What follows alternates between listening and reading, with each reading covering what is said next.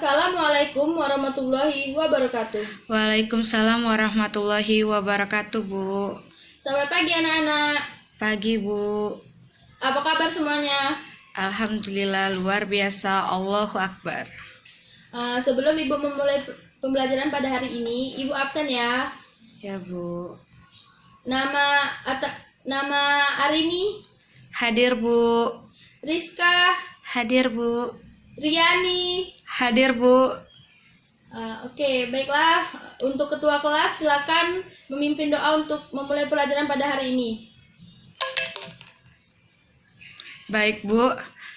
Baik, teman-teman, sebelum pembelajaran kita pada hari ini dimulai, mari kita berdoa. Berdoa dimulai. Berdoa selesai. Terima kasih. Baiklah, ada yang tahu hari ini kita akan belajar tentang materi apa? Sebelum kita memulai pada materi hari ini, Ibu mau bertanya, apakah ada yang masih ingat materi minggu yang lalu? Saya, Bu. Ya, Jadi kemarin itu kita telah membahas mengenai pendapatan nasional, Bu. jadi iya benar sekali. Pada hari ini Ibu akan membahas tentang materi perpajakan. Nah, ada yang tahu perpajakan itu apa? Belum, Bu, belum tahu. Jadi, perpajakan itu adalah kontribusi wajib kepada negara yang terhutang oleh pribadi atau badan usaha yang bersifat memaksa berdasarkan undang-undang dan tidak mendapatkan imbalan secara langsung dan digunakan untuk keperluan negara bagi sebesar-besarnya kemakmuran rakyat.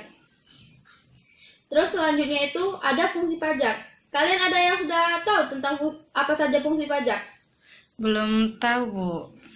Jadi, fungsi pajak ada 4. Yang pertama yaitu fungsi budgeter pajak, yaitu fungsi yang dipergunakan untuk memasukkan dana secara optimal ke kas negara berdasarkan undang-undang perpajakan.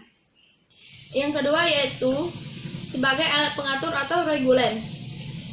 Yang dimaksud regulen itu pajak dapat dijadikan sebagai instrumen untuk mencapai tujuan tertentu, maka itu disebut untuk mengatur.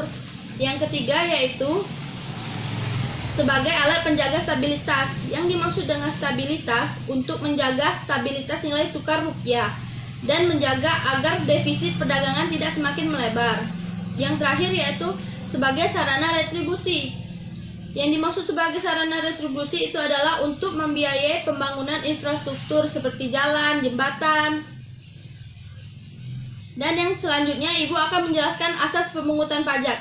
Di sini ada yang bisa menjawab apa itu asas pemungutan pajak? Sepertinya belum, Bu. Oke. Asas pemungutan pajak yaitu terbagi menjadi 4. Ada asas equality, yaitu asas yang menekankan pentingnya keseimbangan berdasarkan kemampuan masing-masing sebagai subjek pajak. Yang kedua yaitu asas certainty, asas yang menekankan pentingnya kepastian pemungutan pajak seperti kepastian hukum yang mengatur dan kepastian subjeknya. Yang ketiga yaitu asas convenience of payment, asas yang menekankan pentingnya saat dan waktu yang tepat dalam memenuhi kewajiban pajak tersebut. Yang terakhir yaitu ada asas ekonomi, asas yang menekankan pentingnya prinsip ekonomi dalam pemungutan pajak. Sampai sini ada yang belum paham? Sudah cukup jelas, Ibu. Baiklah, Ibu lanjut ya ke jenis pajak. Baik, Bu. Jenis-jenis pajak itu dibagi menjadi 3. Yang pertama yaitu berdasarkan menanggungnya, yang kedua yaitu berdasarkan yang memungutnya, yang ketiga yaitu berdasarkan sifatnya. Yang pertama yang berdasarkan menanggungnya itu dibagi menjadi 2. Ada pajak langsung dan pajak tidak langsung. Pajak tidak langsung atau direct tax, pajak yang dikenakan secara berkala terhadap seseorang atau badan usaha berdasarkan ketetapan pajak. Pajak tidak langsung atau indirect tax, yaitu pajak yang dikenakan atas perbuatan atau peristiwa. Yang selanjutnya yaitu pajak berdasarkan lembaga pemungutannya. Dibagi menjadi 2, yaitu ada pajak negara dan pajak negara. Pajak negara yaitu pajak yang pemungutannya dilaksanakan oleh pemerintah pusat.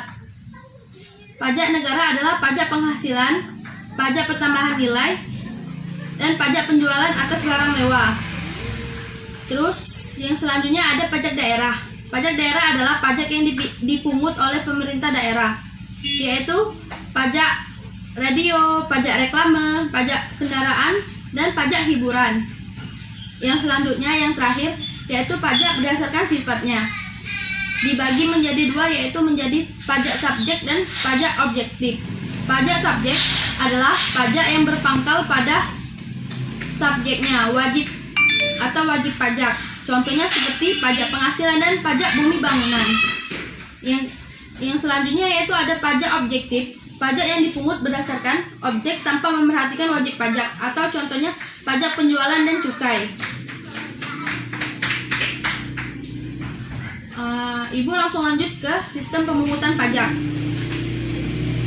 Sistem pemungutan pajak yaitu ada 4. Yang pertama yaitu adalah Official Assessment System.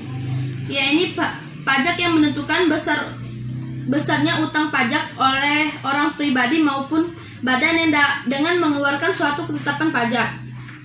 Yang kedua yaitu Semi Self Assessment System, atau sistem pemungutan pajak yang menentukan besarnya pajak yang terutang oleh seorang yang berada pada kedua belah pihak, atau wajib pajak dan fiskus.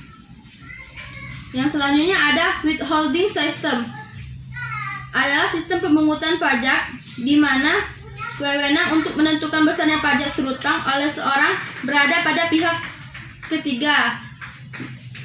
Yang selanjutnya yang terakhir yaitu Full Self Assessment System, yaitu pemungutan pajak yang harus aktif menghitung dan melaporkan jumlah pajak terhutang tanpa campur tangan dari orang lain.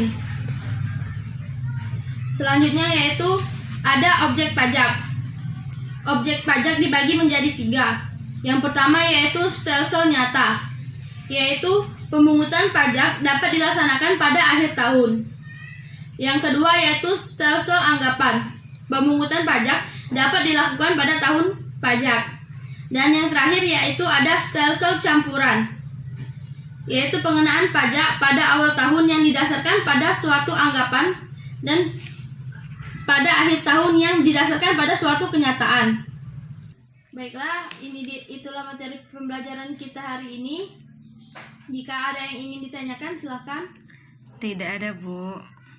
Baiklah, jika tidak ada, silakan yang ingin menyimpulkan. Saya, Bu. Ya, silakan Rizka. Baik, Bu. Jadi dapat kita simpulkan materi kita pada hari ini bahwa pajak itu merupakan kontribusi wajib kepada warga yang terutang oleh pribadi ataupun badan yang bersifat memaksa, Bu, yang berdasarkan undang-undang dengan tidak mendapatkan imbalan secara langsung dan digunakan untuk keperluan negara bagi sebesar-besarnya kemakmuran rakyat, Bu, di mana memiliki fungsi pajak, asas pemungutan pajak maupun kita pada hari ini membahas tentang jenis-jenis pajak juga, Bu, serta kita di sini membahas mengenai adanya sistem pemungutan pajak, Bu, seperti yang telah Ibu jelaskan tadi, Official Assessment System, Semi Self Assessment System, dan Withholding System, serta Full Self Assessment System, Bu. Mungkin itu saja, Bu, yang dapat saya simpulkan, Bu. Terima kasih. Ya, benar sekali kata Rizka. Pajak itu merupakan iuran wajib yang bersifat memaksa pada pihak atau badan usaha yang wajib membayarkan pajak setiap tahunnya. Dalam pajak itu sendiri dijelaskan ada fungsi macam-macam, jenis, objek pemungutan. Baiklah, itu saja yang dapat Ibu sampaikan. Untuk minggu depan Ibu memberi tugas untuk menganalisis pajak yang ada di Indonesia, ya. Mari Ibu tutup dengan mengucapkan Alhamdulillahirabbil alamin. Wassalamualaikum warahmatullahi wabarakatuh. Waalaikumsalam warahmatullahi wabarakatuh. Terima kasih, Bu. Ya, sama-sama.